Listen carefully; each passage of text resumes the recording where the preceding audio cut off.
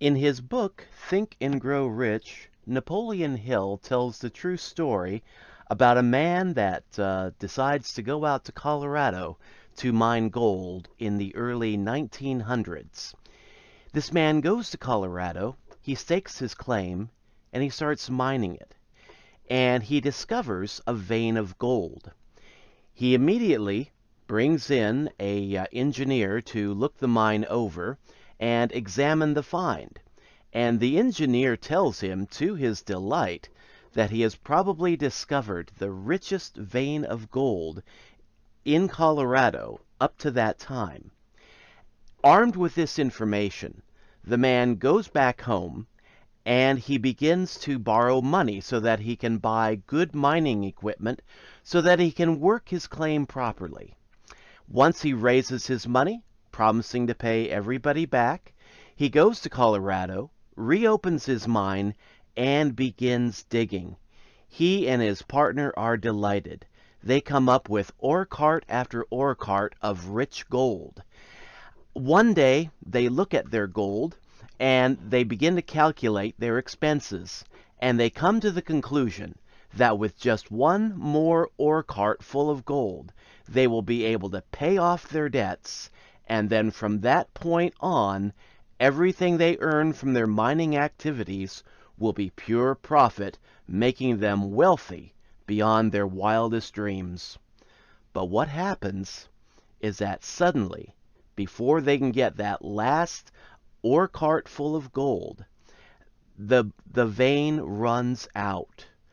And they begin digging, kind of wildly digging, thinking that they can pick the vein up someplace else. And after a while, they dig and they dig with no positive result. And they come to the conclusion that the mine just ran out. There's no more gold to be had. So sadly, the two men decide to close up shop. They find a junk collector who is willing to buy their mining equipment dirt cheap. And they go back home wondering how they are going to pay off the last of their creditors. Well, the man that bought the mining equipment also takes the claim to the gold mine, and before he abandons it, he does a little bit of research. He calls in another mining engineer who comes in, looks at the mine, and comes to the conclusion that there's a fault line that the original miners didn't know about, didn't even take into consideration.